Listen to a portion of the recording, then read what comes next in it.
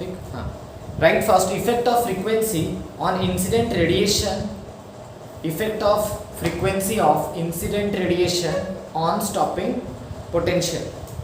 Heading 2. Write the first point. Write the value of stopping potential. The value of stopping potential is different for the value of stopping potential is different for radiation of different frequencies. Is different for radiation of different frequencies. But the value of saturation current remains constant. But the value of saturation current remains constant. Bracket में you can write saturation current depends on intensity. But the value of saturation current remains constant. Remains constant. Written? Bracket में you write saturation current depends upon intensity. Depends upon intensity. Second point you write the value of stopping potential. The value of stopping potential is more negative. Is more negative for incident radiation.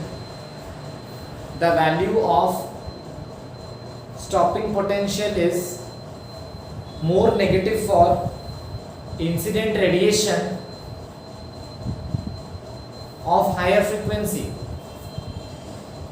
Incident radiation of higher frequency.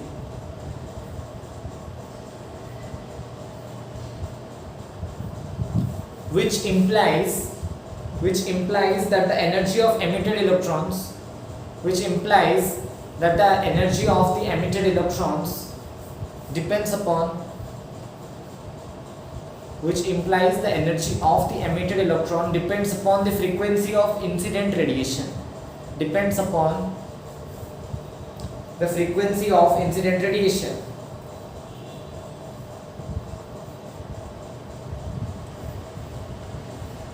Okay, written this much. I'll make a plot of photocurrent versus what? Potential. और यहाँ पे क्या constant है? Intensity is fixed. Intensity is what? Constant. Last graph जो बनाए थे frequency constant था, intensity change हो रहा था. अभी वाला प्लॉट में intensity is constant, frequency varies. Frequency of incident radiation varies.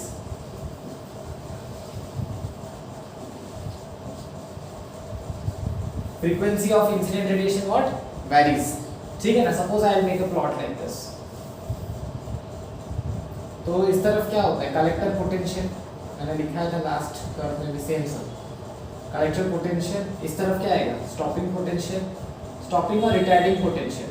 Okay, stopping potential और एल्स नेगेटिव पोटेंशियल को स्टॉपिंग पोटेंशियल बोलते हैं ना, minimum negative potential. This is also called as retarding potential. And ऊपर की तरफ कौन होता है? Photo current. कौन होता है? Photo current. तो मैंने सीधा सीधा बात बताया था, इंटेंसिटी के ऊपर कौन डिपेंड करता है? इंटेंसिटी क्या है? Proportional to photons. Photons proportional to photo electrons, proportional to photo current. ठीक है.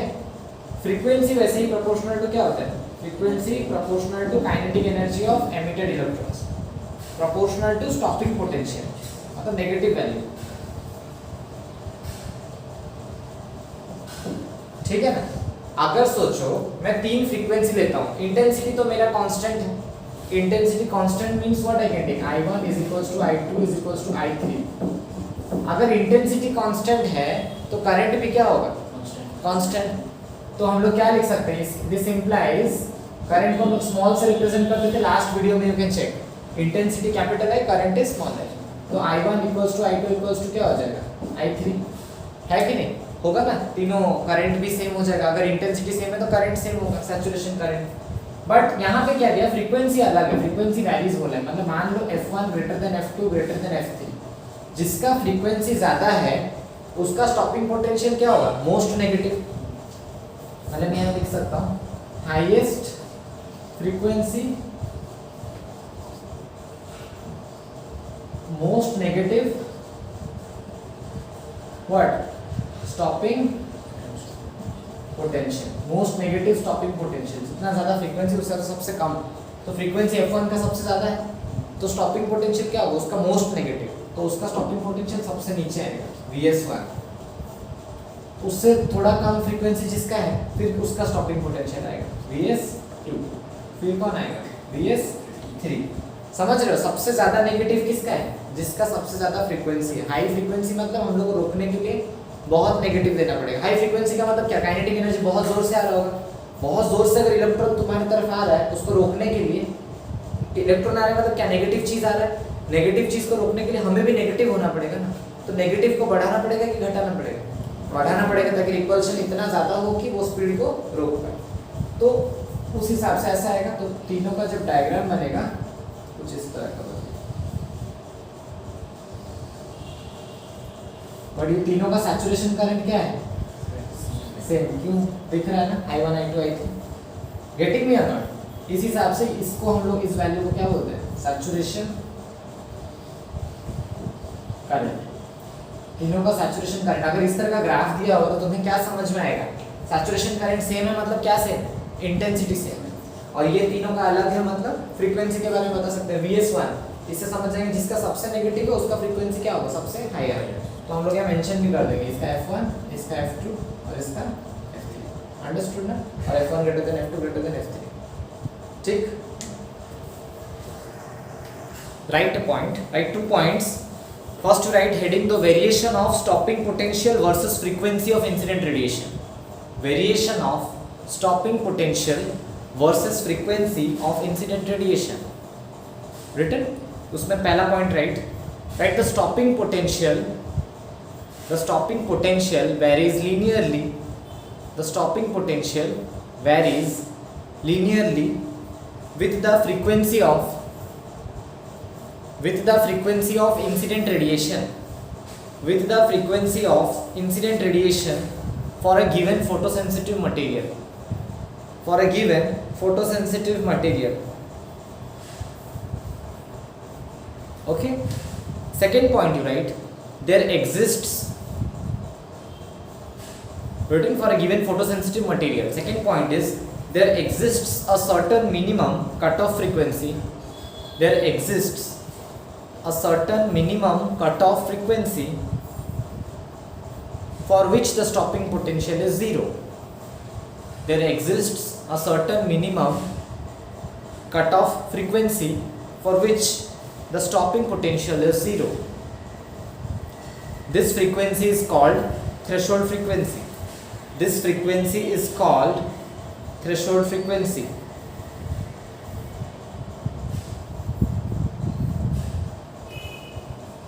Third point also you can write, there is no apparent time lag. There is no apparent time lag for emission of photoelectrons, for emission of photoelectrons, for emission of photoelectrons when incident frequency is more than threshold frequency. When incident frequency is more than threshold frequency. When incident frequency is more than the threshold frequency. Okay. What I said right now, the time lag is somewhere around, it is approximately 10 to the power minus 9 second. मतलब इतना fast हो जाएगा emission. 10 to the power minus 9 second. Okay, it's very less than a second. मतलब क्या बोलूँ, 1 by 1 billion of a second you can say. But try to understand this fact. If I am making a plot, okay, so this is my stopping potential.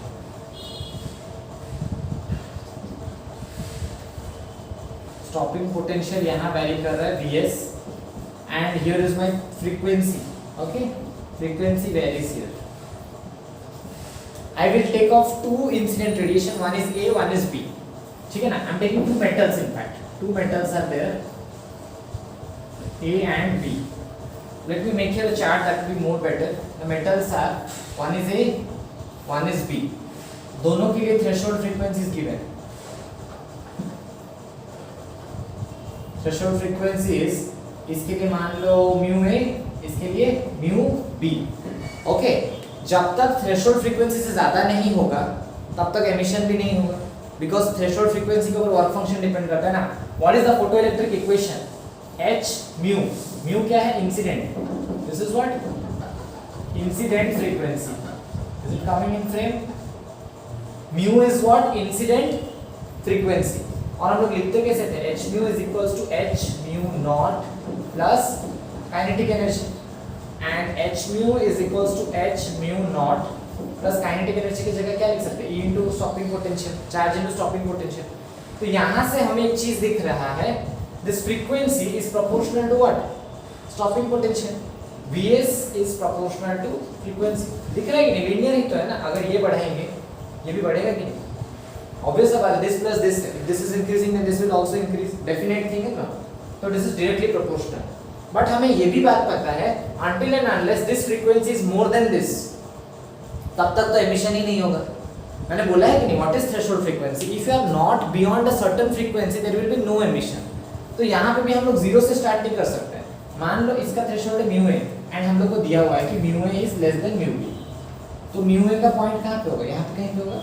This point is frequency of A and this point is frequency of B. तो A के लिए emission इस point से ज़्यादा जब होगा frequency तभी होगा, एंड हम लोग को पता है it varies linearly. This frequency varies linearly with stopping potential. तो यहाँ से स्ट्रेट लाइन होगा कि नहीं? यहाँ से स्ट्रेट लाइन चालू होगा ना, बिकॉज हम लोग को पता है जब भी लीनियर वेरिएशन होता है we have a straight line. But अगर स्टार्टिंग से होता तो जीरो से होता स्ट्रेट लाइन, ऐसे कर्व होके. समझ रहे हो कि नहीं? y इक्वल्स टू mx का क्या होता है diagram? Like this, where m is the slope.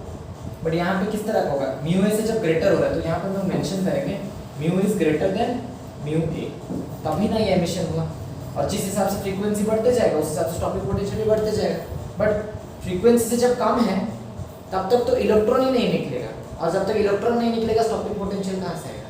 Getting me? कोई निकलेगा तब ना तुम रोकोगे, अगर निकला ही नहीं तो किसको रोकोगे? तो म्यू ए से जब तक लेस तक कोई स्टॉपिंग पोटेंशियल है नहीं, जीरो है, because there is no emission. Similarly mu B के लिए यहाँ पे कुछ एमिशन होगा नहीं, मेटल बी के लिए यहाँ पे होगा नहीं, यहाँ पे होगा नहीं. जब यहाँ पहुँचे थ्रेशोल्ड फ्रीक्वेंसी पहुँच गए तो अब एमिशन होना चालू हुआ, तो फिर वहाँ से भी लीनियर ग्राफी बनेगा. And this here also mu is greater than what? Mu B. Are you getting me? जैसे सोचिए ये 50 है, 50 हर्ट्ज. 50 हर्ट्ज से अगर ज़्यादा हो गया 60 हर्ट्ज, तो ये म्यू क्या है? ये वाला है. तो क्या हो जाएगा? h into 60 is equals to h into क्या होगा? ये 50, क्योंकि थ्रेशोल्ड कितना था? 50 था ना. तो mu into 50 plus EVS. But अगर ये 40 है, सपोज मैं बोल रहा हूँ कि 40 में है, तो h into 40 is equals to h into 50 into EVS कभी होगा क्या? यही तो उससे छोटा हो जाएगा. ऐसा तो नहीं होगा ना 4 equals to 5 plus any positive number होगा क्या? कभी नहीं हो सकता. तो obviously this has to be bigger than this. Mu has to be greater than mu not, तभी Vs का कोई वैल्यू आएगा. Getting me? क्योंकि मैंने लास्ट वीडियो में एक क्वेश्चन करवाया था जहाँ पे अगर थ्रेशोल्ड फ्रीक्वेंसी से कम था, मैंने पूछा था काइनेटिक एनर्जी क्या था? वेरी गुड, जीरो आता था. एमिशन ही नहीं हुआ तो काइनेटिक एनर्जी कहाँ से आएगा? Now you understood the plot कैसा होना है? ठीक है. नेक्स्ट हेडिंग दो, photoelectric effect and wave theory of light. Photoelectric effect and wave theory of light. Wave theory तुम लोग पढ़ोगे वेव ऑप्टिक्स चैप्टर में, बट वो अभी नहीं पढ़ाया गया. वेव थ्योरी बट अभी जान लो थोड़ा बहुत. ठीक है. Photoelectric effect and wave theory of light. Right, उसमें लिखो Huygens, HUYGEN. Huygen is the name of the scientist, okay, who wrote the wave theory. उन्होंने ह्यूजेंस प्रिंसिपल दिया था. सो अभी नहीं पता तुम सबको, तो Huygen, HUYGEN. Right, Huygens wave theory could not explain photoelectric emission. Huygens wave theory could not explain photoelectric effect due to the following reasons. Could not explain photoelectric emission due to the following reasons. Right, bit 12. Right, according to wave nature of light, according to wave nature of light, the free electrons at the surface according to wave nature of light, comma, the free electrons at the surface of the metal absorb the radiant energy continuously. Absorb the radiant energy continuously.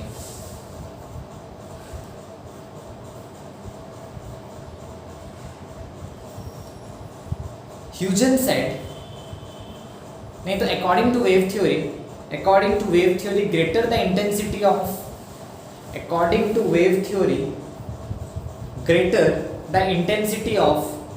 radiation,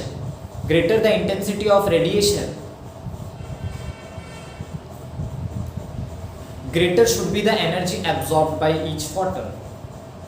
Greater should be the energy absorbed by each photon. Greater should be the energy absorbed by each photon.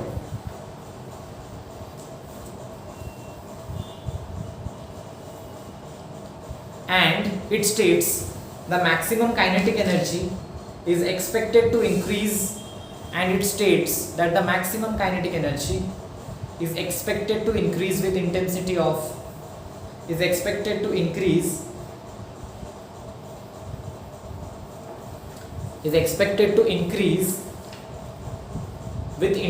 of incident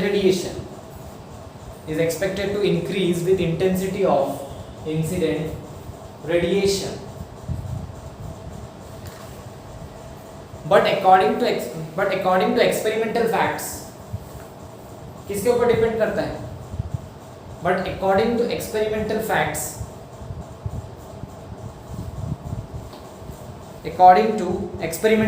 the maximum kinetic energy depends on, किसके ऊपर depend करता है? यहाँ पे अभी बताया है, depends on frequency. But according to experimental facts, the maximum kinetic energy depends on the frequency of incident radiation. यहाँ पे ह्यूजन ने क्या बोल दिया? देखो बड़ा सिंपल है, उल्टा सब बोला.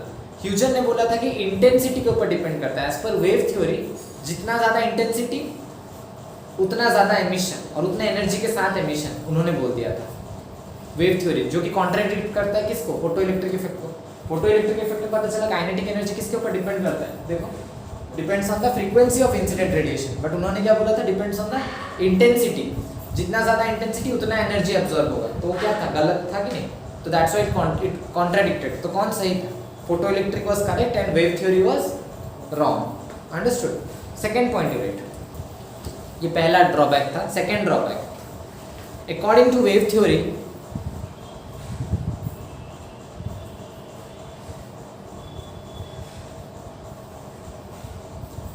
according to wave theory of light, comma, no matter how much is the frequency of radiation is, no matter how much is the frequency of radiation is, no matter how much is the frequency of radiation is,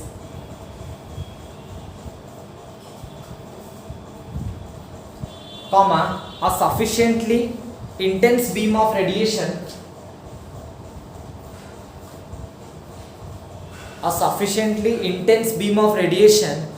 should be able to impart enough minimum energy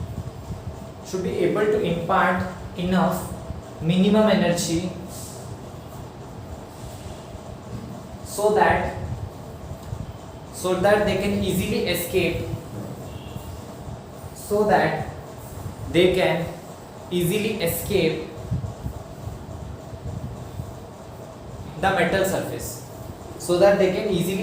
the metal surface. Okay, but according to experimental facts,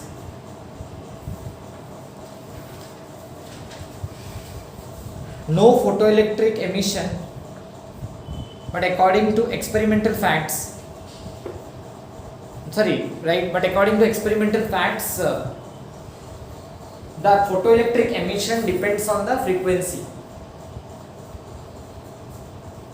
The photoelectric emission depends on the frequency to exceed work function. Depends on the frequency to exceed work function. Okay? To exceed work function. Third point. According to wave theory of light,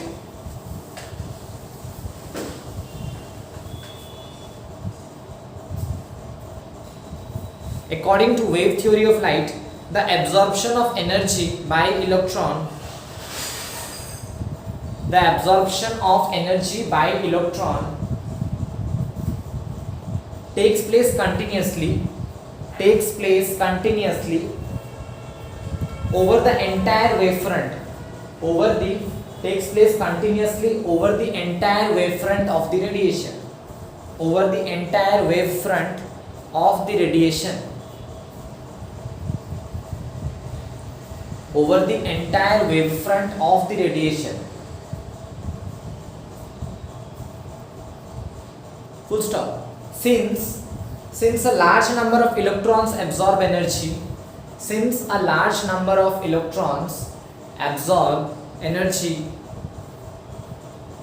comma, the energy absorbed per electron per unit time turns out to be small. The energy absorbed per electron per unit time turns out to be small.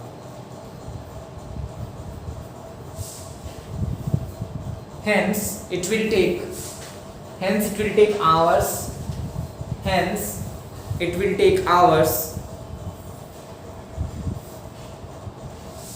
for a single electron. It will take hours for a single electron to come out of the metal.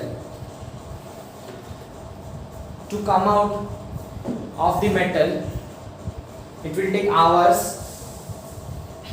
for a single electron to come out of the metal surface, which contradicts the fact that photoelectric emission is instantaneous. I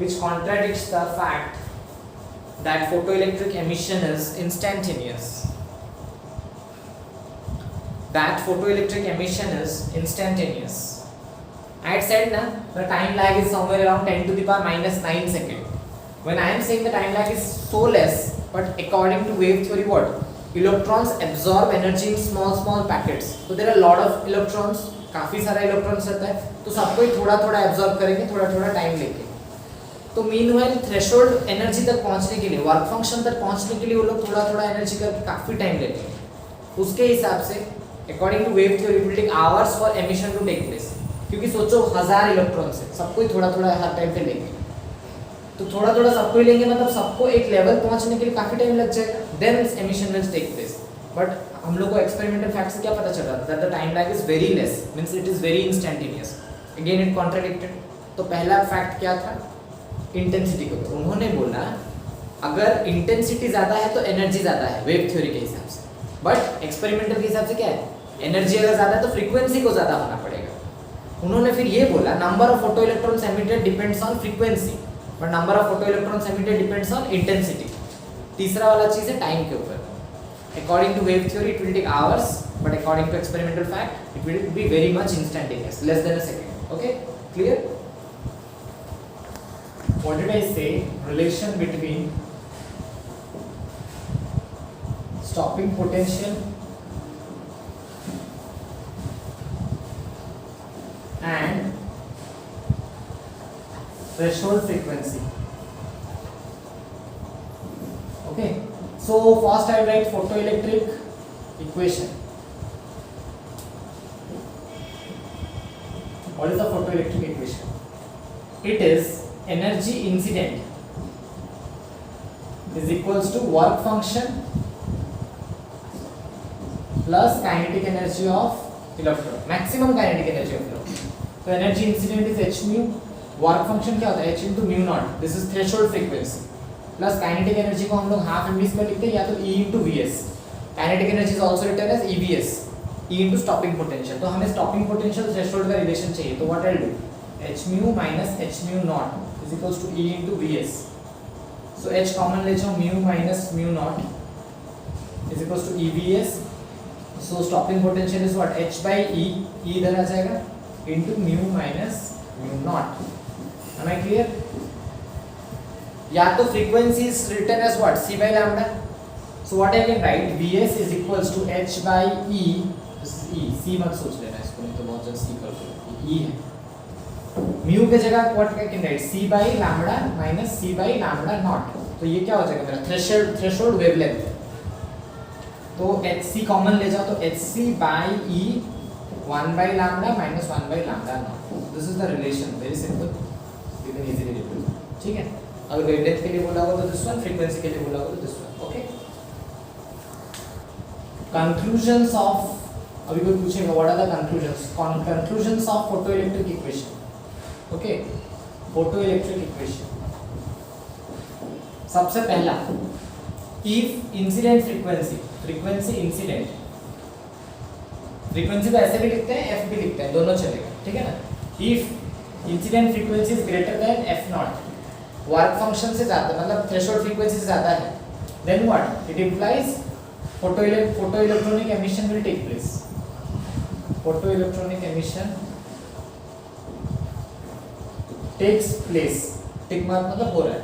but if, in fact if it is equal also तब भी होगा, but if F incident, frequency incident is less than threshold, तो photoelectric emission क्या होगा, does not take place. ये सबसे पहला point है। दूसरा पॉइंट है photo current, photo current is proportional to what, intensity of incident radiation. जितना ज्यादा इंटेंसिटी उतना ज्यादा करंट, मैंने बोला ना कैपिटल आई जितना ज्यादा, स्मॉल आई भी उतना ही ज्यादा। अगर इंटेंसिटी ज्यादा है तो फोटोन ज्यादा है, फोटोन ज्यादा है तो फोटो इलेक्ट्रॉन ज्यादा है, फोटो इलेक्ट्रॉन ज्यादा है तो फोटो करंट ज्यादा है, इंसिडेंट ऑफ इंसिडेंट लाइट या रेडिएशन जो भी। तीसरा पॉइंट क्या देखते हो, kinetic energy of electrons is proportional to frequency of incident light, light है रेडिएशन। एंड लास्ट पॉइंट सबसे इंपॉर्टेंट है, there is elastic collision, there is elastic collision between photon and electrons. अगर इलास्टिक कोलिजन हो रहा है, there should be definitely no time lag which से conveys, elastic collision मतलब perfectly elastic फट से हो जाता है ना। इलास्टिक चीज क्या होता है, कुछ लॉस होता है क्या, नहीं, जैसे छोड़ते हैं वापस अपने जगह में आ जाता है। तो it is perfectly elastic collision which conveys, time lag is what, minimum, मतलब as soon as photons are incident immediately photo electrons will be emitted. ठीक है, तो ये 4 पॉइंट कंक्लूजन था, राइट है। मैंने क्या बोला, topic is graphs related to photoelectric effect.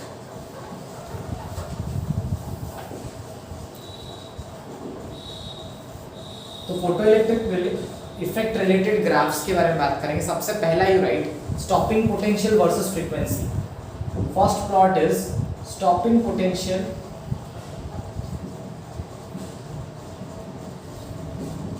Vs versus, मतलब स्टॉपिंग पोटेंशियल को तो Vs ही बोलते हैं हम लोग, वर्सेस व्हाट, फ्रीक्वेंसी। ठीक है ना, तो हम लोग प्लॉट करने का ट्राई करेंगे। करने से पहले थोड़ा समझेंगे कि कैसे होगा ग्राफ। तो इस तरफ क्या आएगा मेरा, Vs स्टॉपिंग पोटेंशियल इधर and frequency is in this side. ठीक, थोड़ा सा समझो, इक्वेशन क्या बताता है, h mu is equals to h mu naught minus E into Vs। Vs किस डायरेक्शन में, y डायरेक्शन में, तो Vs की जगह में मैं क्या लिखूंगा, y, और इस डायरेक्शन में कौन है, फ्रीक्वेंसी। फ्रीक्वेंसी मतलब कौन है मेरे लिए, म्यू, क्योंकि म्यू नॉट तो फिक्स होगा, कोई भी मेटल के लिए थ्रेशोल्ड फ्रीक्वेंसी तो उसका फिक्स होगा ना। सपोज तुम्हें रूम से बाहर करने के लिए 40 जूल चाहिए, तो दिव्यांशु को भी तो निकालने के लिए नहीं चाहिए होगा ना, मतलब वो तो छोटा है तो उसको थोड़ा कम चाहिए होगा। तो सब मेटल के हिसाब से सबका थ्रेशोल्ड फ्रीक्वेंसी क्या है, फिक्स्ड है, ये फिक्स होगा मेरा। h इंटू म्यू की जगह में मैं क्या लिख सकता हूँ, x, क्योंकि फ्रीक्वेंसी कौन से डायरेक्शन में, x is equals to h mu not minus E into Vs किधर है, y। तो y(x) का इक्वेशन है, हमें निकालना है जैसे y = mx + c फॉर्मेट होता है। तो एक बार के लिए हम लोग क्या करते हैं, x को 0 ले लेते हैं और एक बार के लिए y को 0 ले लेते हैं। तो मैं लिखता हूँ ऐसे, मैं थोड़ा सिंपल कर देता हूँ, पहले ey को इधर ले आता हूँ। ey = h μ0 - hx। क्लियर? तो तुम्हारा y क्या हो जाएगा, h μ0/e minus h/e into x। ये आ रहा है कि नहीं आ रहा है, समझ लो ना। तो हम लोग को इसी हिसाब से सोचना पड़ेगा कि प्लॉट कैसा होगा। तो अभी थोड़ा सा देखो, करेक्ट। अच्छा, ये प्लस टॉपिक पोटेंशियल होता है, सॉरी, ये प्लस होता है, मैंने गलती से लिख दिया था, सॉरी। तो ey क्या होगा, hx, सॉरी तो ey ये इस तरफ आएगा, तो hx - h μ0, है ना। तो y क्या हो जाएगा, e डिवाइड हो जाएगा, तो h μ/e, सर म्यू लिखा मैंने, hx। देखो ey hx, ये तो h μ0 इधर आएगा तो क्या हो जाएगा, hx - h μ0, ये इधर आया। अभी क्या हो जाएगा, e डायरेक्ट डिवाइड हो रहा है, तो hx/e - h μ0/e, ऐसा होगा कि नहीं होगा। तो हमें पता है y क्या होता है, mx + c होता है ना। m क्या होता है, स्लोप। यहाँ पे जरा स्लोप देखना, x के आगे कौन है, h/e, तो स्लोप कौन है, h/e, और c कौन है, -h μ0/e। c जो होता है मेरा कौन होता है, y इंटरसेप्ट। c क्या होता है, y इंटरसेप्ट। तो y इंटरसेप्ट पॉजिटिव आया कि नेगेटिव आया, तो ऊपर तो नहीं होगा, ऑब्वियसली नीचे तरफ कहीं पे होगा, नेगेटिव होगा। तो ये पॉइंट को मार्क करेंगे, y इंटरसेप्ट कितना है, -h μ0/e। और स्लोप क्या है, पॉजिटिव कि नेगेटिव, स्लोप पॉजिटिव, मतलब ऊपर की तरफ उठेगा कि नीचे जाएगा, ऊपर उठेगा। तो ऊपर की तरफ उठेगा, बट हम लोग नेगेटिव में स्ट्रेट लाइन और डॉट डॉट डॉट डॉट लेके, समझ गए, यहाँ तक डॉट डॉट, फिर यहाँ से स्ट्रेट लाइन ऐसे जाएगा। और यहाँ पे स्लोप क्या लिखूंगा मैं इसका, h/e। अंडरस्टूड। ये ग्राफ अगर होगा तो ही तुम करेक्ट करोगे। एग्जाम में दिया होगा ऑप्शन है, option B, option C, option D, which of the following is correct. ऐसा ग्राफ होगा, ऊपर से नीचे आया होगा, यहाँ से इधर गया होगा, यहाँ से नीचे आया होगा, या तो इस पॉइंट से ऊपर गया होगा, मतलब h μ0/e ही होगा। एक पॉइंट ऊपर दिया होगा, एक above, option A. Option B क्या होगा, वहाँ से नीचे तरफ। ऑप्शन सी क्या होगा, यहाँ से ऊपर तरफ, और ऑप्शन डी यहाँ से नीचे तरफ। तुम्हें एग्जैक्ट ग्राफ याद होगा तभी तो करोगे। तो कौन सा सही होगा, option C. Understood, right. Second plot जो है मेरा, I have to plot between frequency and maximum kinetic energy. Okay, तो मुझे वापस पता है h × μ = work function plus kinetic energy. तो मुझे काइनेटिक एनर्जी के साथ चाहिए, तो काइनेटिक एनर्जी = क्या हो गया, h μ माइनस वर्क फंक्शन। तो अभी मैं जब प्लॉट करूंगा, यहाँ पे मैं क्या रखूंगा, काइनेटिक एनर्जी y में, और इधर क्या रखना है, फ्रीक्वेंसी, है कि नहीं। तो काइनेटिक एनर्जी की जगह क्या पुट करेंगे यहाँ पे हम लोग, y। काइनेटिक एनर्जी y में है ना, तो उसकी जगह y = h × फ्रीक्वेंसी की जगह x, hx - फाइनल। तो कंपेयर करो थोड़ा, y = mx + c, तो सॉर्टेड है, दिख ही रहा है। m कितना हो जाएगा, mh हो जाएगा, एंड y इंटरसेप्ट कितना है, -500। c = क्या हो रहा है, -500। तो ऑब्वियसली y इंटरसेप्ट -500 है, मतलब यहाँ पे कहीं पे व्हाट इज राइट है, -500, मतलब माइनस क्या होना चाहिए, वर्क फंक्शन। तो एग्जाम में अगर तुम्हें दिया है वर्क फंक्शन, क्वेश्चन में 5 है, तो हमें देखना पड़ेगा -5 से शुरुआत होना चाहिए ऑप्शंस में। गेटिंग में कैसा होगा, क्वेश्चन में तुम्हें सब दिया होगा, work function of the metal was found to be 5, और 3-4 तो ग्राफ दिया होगा, सब सेम दिख रहा होगा, एक में 5 होगा, एक में 2 होगा, एक में 3 होगा, अलग अलग होगा। तो हमें किसके साथ जाना है, -5 जाना है, जो वर्क फंक्शन दिया है। -500 से ये पॉजिटिव है कि नेगेटिव है, पॉजिटिव, मतलब ऊपर उठेगा कि नीचे, ऊपर उठेगा। तो यहाँ से क्या लेंगे, डॉटेड, यहाँ से स्ट्रेट लाइन, और इसका स्लोप क्या कहलाएगा, h। Understood, this is the plot, clear. Frequency versus photoelectric current. तुम्हें एक बात मैं बता दूं, अभी इतना सारा पढ़ लिए, करंट किसके ऊपर डिपेंड करता है, इंटेंसिटी के ऊपर। तो सबसे पहली बात है कि करंट मतलब ये मैं करंट लिख रहा हूँ, स्मॉल आई लेना चाहिए, पहले कैपिटल लीजिए। तो यहाँ आई भी ले लेता हूँ, मैं तो करंट मेंशन कर रहा हूँ. Current does not depend on what, frequency. किसके ऊपर डिपेंड करता है? इंटेंसिटी के ऊपर. जब हम लोग प्लॉट करेंगे भी ग्राफ, देखो किस तरह करेगा. Suppose this is my photo current, mention करना फोटो करंट, नहीं तो लोग इंटेंसिटी सोच लेंगे. Okay, and here I am taking what, frequency. तो मुझे पता है कि करंट तो फिक्स रहेगा. विल करंट डिपेंड ऑन, तुम्हारा करंट तो नहीं डिपेंड करता है फ्रीक्वेंसी के ऊपर, फ्रीक्वेंसी कुछ भी हो. बट हमें ये भी पता है कि थ्रेशोल्ड फ्रीक्वेंसी के बियॉन्ड होना चाहिए, क्योंकि थ्रेशोल्ड फ्रीक्वेंसी से पहले तो इलेक्ट्रॉन ही नहीं निकलेगा. थ्रेशोल्ड फ्रीक्वेंसी से पहले इलेक्ट्रॉन निकलेगा क्या? इलेक्ट्रॉन नहीं निकलेगा तो करंट होगा क्या?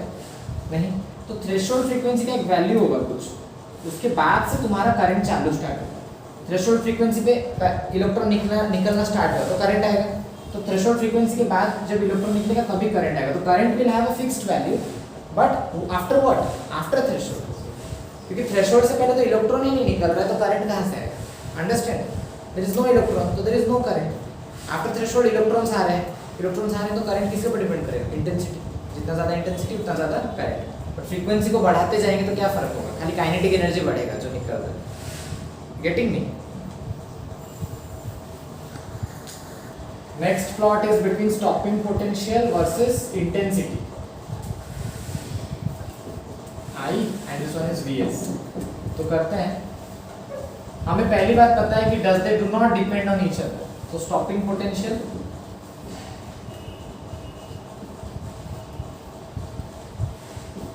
and I intensity. बट ऐसा भी नहीं है कि कोई एक सर्टेन इंटेंसिटी के बाद ही निकलता है. ऐसा होता है क्या? नहीं. थ्रेशोल्ड फ्रीक्वेंसी होता है बट इंटेंसिटी कुछ भी नहीं होता. इंटेंसिटी कुछ भी हो, स्टॉपिंग पोटेंशियल क्या रहेगा? फिक्स रहेगा उसके लिए. तो stopping potential will have a fixed value, but starting से होगा वो. इसका कोई एक थ्रेशोल्ड ऐसा पॉइंट नहीं है. बट फ्रीक्वेंसी के केस में थ्रेशोल्ड जरूर होता है, उसके बियॉन्ड होता है जो भी है. बट इंटेंसिटी के मैटर में तो ऐसा कुछ नहीं है. तो कहाँ से चलो? पूरा स्टार्टिंग से. But it does not depend, that से स्टॉपिंग पोटेंशियल अपना क्या रहेगा? कांस्टेंट रहेगा. इसको बढ़ाओ घटाओ उसको मतलब नहीं, उससे अपना fix. Understood? Photo electric current versus time lag. Understanding? Photo electric current versus time lag का प्लॉट कैसे हो जाएगा? सर देखो ध्यान से. Suppose I am taking here time lag and here I am taking photoelectric current.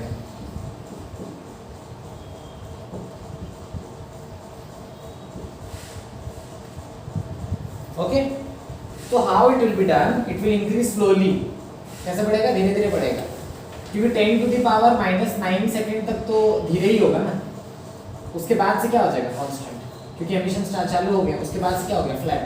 But 10 to the power -9 second तक थोड़ा सा धीरे बढ़ेगा. उसके बाद it will tend to become, मतलब और फिक्स हो जाएगा, बिकॉज उसके बाद तो एमिशन हैज स्टार्टेड ना. तो डज नॉट डिपेंड. तो time lag is 10 to the power -2 second, but we have to show it in this way. Okay, beyond that current is becoming constant, because तब तक धीरे से करंट बढ़ेगा. Okay, particle nature of light. Particle nature of light, bracket में you write the photons. Next you write particle nature of light, in bracket you write photons. Now you guys have to write quite a bit. Write first photoelectric emission. Photoelectric emission gave evidence. Photoelectric emission gave evidence that light consists of packets of energy. Photoelectric effect gave evidence that light consists of packets of energy, and these packets were called light quantum. Light consists of packets of energy, and these packets were called light quantum. These packets were called light quantum, and the particles associated were called photons. And the particles associated were called photons. Written? I'll be explaining this part a little bit. See, what did I say? कि light this because of this photoelectric effect we got to know कि light is behaving as particle. Now you understand this fact. देखो when I said when one photon is coming, one electron is emitting. This means definitely one photon is giving some impact or some collision to an electron. That's why it is emitting out logically. So that's why we consider that it is behaving as a particle. क्योंकि एक particle ही दूसरे particle को धक्का देने से हो जाता है. वेव तो धक्का देने से हम लोग मूव नहीं करते ना. ऐसे तो दुनिया में कितने वेव्स हैं. तो are we moving because of wave? No, obviously we are moving because someone else is giving us a strike. तो same thing happens in that way. Photoelectric effect is an evidence of particle nature actually. So I'm talking about that thing. Particle nature. Particle nature जब आ जाता है, we consider few things. First is your de Broglie wavelength.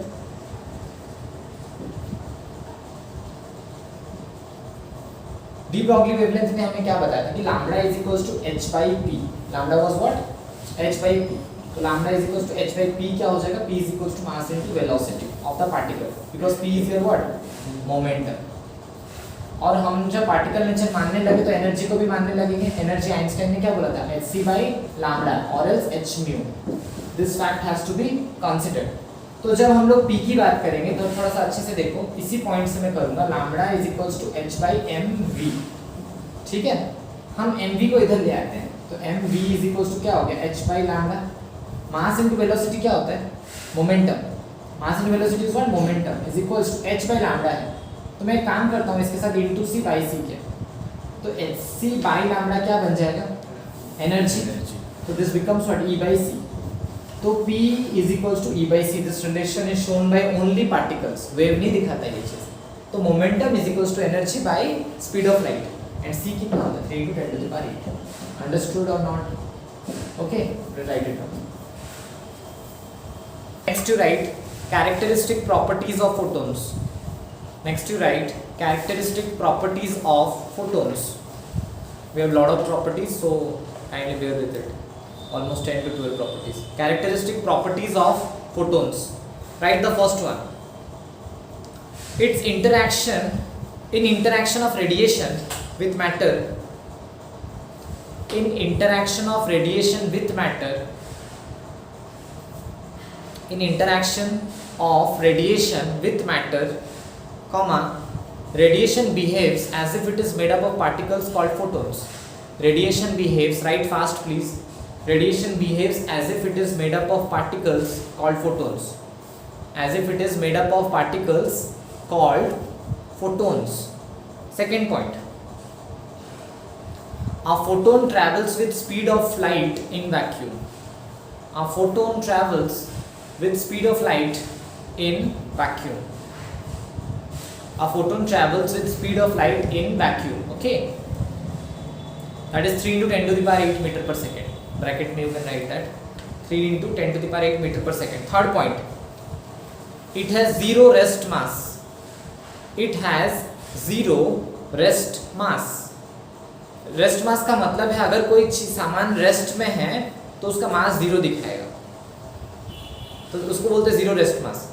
हम लोग अगर rest में हैं तो मास हम लोग का जीरो नहीं है because we are bigger body. But if the particle is very small and minute, उनका रेस्ट मास जीरो हो जाता है. In fact if we also move with speed of light तो हमारा भी रेस्ट मास क्या कहलाएगा? जीरो. हम लोग लाइट से भी अगर तेज मूव करेंगे इतना फास्ट तो हमारा मास उस टाइम पे क्या दिखाता है? जीरो दिखाता है. It becomes zero. Okay, momentarily it becomes equals to zero. तो rest mass is your mass in rest time. Okay, तो it has zero rest mass. Bracket में you can write photon cannot exist at rest. A photon cannot exist at rest.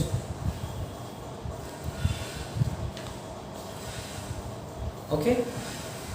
Next, fourth point you write the inertial mass of a photon is given by m is equals to h mu by c square. I'll derive it how, but now you write it. M is equals to h mu by c square. ये लिख लो. Inertial mass is represented by m is equals to h into mu by c square. Okay, h mu by c square. Next, fifth point, photons travel in straight line. Photons travel in straight line. Photons travel in straight line. Sixth point, irrespective of intensity of radiation, irrespective of intensity of radiation, all photons of particular wavelength, irrespective of intensity of radiation, all photons of particular wavelength or frequency have same energy. All photons of particular wavelength or frequency have same energy as well as momentum. Have same energy as well as momentum. Okay. Now seventh point. Same energy as well as momentum. Seventh point, you write energy of a photon depends on the frequency of the photon. Energy of photon depends on the frequency of the photon. And energy of a photon depends on the frequency of the photon. And its energy does not change while traveling from one medium to another. इसका मतलब क्या बदलता नहीं, frequency भी नहीं बदलता. That's why energy does not change when it travels from one medium to another. Its energy does not change when it travels from one medium to another. Next point number 8. Wavelength of a photon changes in different media. Wavelength of a photon changes in different media. And hence velocity of a photon is different in different media. And hence velocity of photon is different in different media. Okay. Wavelength भी अलग होता है, velocity भी बदलता है, but frequency नहीं बदलता. That's why your energy does not change. Clear. Next point you right, photons are not deflected by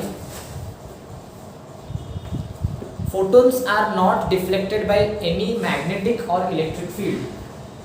Photons are not deflected by any magnetic or electric field, which conveys photons are not deflected by any electric or magnetic field, which conveys that they are electrically neutral. अगर कोई charge होता तो definitely magnetic field या electric field they would have shown some effect, because any charge has some force when it is placed in magnetic और electric field. Photon के ऊपर कोई असर नहीं है, इसका क्या मतलब, उस पर कोई चार्ज नहीं है. That's why there is no effect, which conveys photons do not have any kind of charge और they are electrically neutral. Clear. Next point, right, in a photon particle collision, the energy and momentum are conserved. Because क्या होता है, मैंने बताया था elastic collision होता है, and elastic collision में always both the things are conserve. In elastic collision अगर होता है तो सिर्फ मोमेंटम कंजर्व होता है, बिकॉज वहाँ पे डिफॉर्मेशन भी होता है. अगर कोई चीज़ इनइलास्टिक है, मतलब कहीं मैंने धक्का दिया और वो दब जा रहा है, तो वो इलास्टिक थोड़ी है. सपोज एक आटे का डो है and I am punching it, you see ना देयर इज सम डिफॉर्मेशन, तो तुम्हारा energy is wasted in what, deformation energy. But अगर इलास्टिक कोलिजन है, पूरा सॉलिड, कोई दब नहीं रहा है, मतलब पूरा परफेक्टली टाइट है, then it is perfectly rigid in fact, तो वहाँ पे कोई लॉस ही नहीं हो रहा है डिफॉर्मेशन में. दैट्स व्हाई वहाँ पे क्या क्या कंजर्व है, momentum as well as energy. But अगर इन इलास्टिक कोलिजन है तो वहाँ पे क्या कंजर्व होगा, ओनली मोमेंटम, बिकॉज एनर्जी क्या हो जाएगा वहाँ, लॉस, डिफॉर्मेशन में. क्लियर. सो मैंने बताया था elastic collision, that's why in photon electron collision what is conserved, momentum as well as energy is conserved. Written. However the number of photons may not be conserved.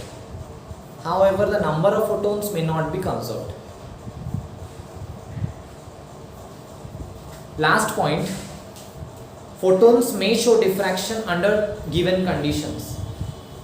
Photons may show diffraction under certain given conditions. Okay, so we'll stop this video over here and further part will be continued in next class.